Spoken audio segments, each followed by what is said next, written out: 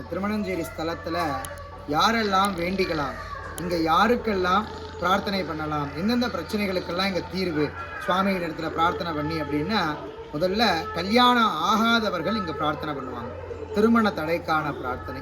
அடுத்தது பிரிந்த தம்பதிகள், கணவன் மனைவி இடையே அடிக்கடி சண்டை வர்றது, அதை மாதிரி சண்டை ஏற்பட்டு பிரிஞ்ச தம்பதிகள் அவர்களுக்காக பிரார்த்தனை.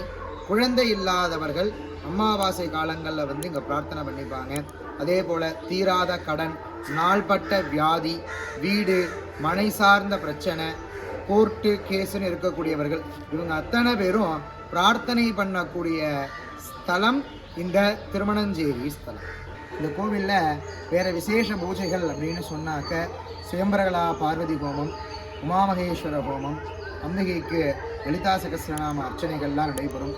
இதுலேயும் அம்பிகைக்கு இந்த கோவில் நடக்கிற திருவிழாக்கள் அப்படின்னு பார்த்தாக்க சித்திரை மாதத்தில் வரக்கூடிய பூச நட்சத்திரம் மகா திருக்கல்யாண உற்சவமாகவும் ஐதீக உற்சவமாகவும், மாசி மாதத்தில் மக நட்சத்திரத்துக்கு 10 நாட்கள் துவஜாரோகணம்னு சொல்லக்கூடிய கொடியேற்றி 10 நாட்கள் பிரம்மோற்சவம் நடைபெறுகிறது. அது மட்டும் இல்லாமல் ஆருத்ரா தரிசனம், திருவாதிரை திருவிழா, திருக்கார்த்திகை உற்சவம், நவராத்திரி பெருவிழா போன்ற உற்சவங்கள் இங்கே வெகு விமர்சையாக நடக்கும். அம்பிகை வழிபாட்டிலேயே திருமணஞ்சேரி ஸ்தலம் ரொம்ப முக்கியமான க்ஷேத்திரம்.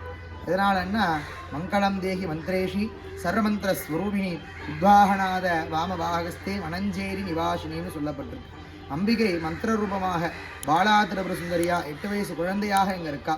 மந்திர சாநித்தியம் இல்லாதவர்கள் அம்பிகையினுடைய திருவருளால் நிறைய விதமான தோஷங்கள்லாம் இங்கே நீங்க பெறுகிறது. அதே போல் அம்பிகைக்கு இந்த ஸ்தலத்தில் ஸ்ரீசக்கர தாடங்கம் அப்படிங்கக்கூடியது அணிவிக்கப்பட்டிருக்கு. தாடங்கம் அப்படின்னு சொன்னால் தோடுன்னு அர்த்தம்.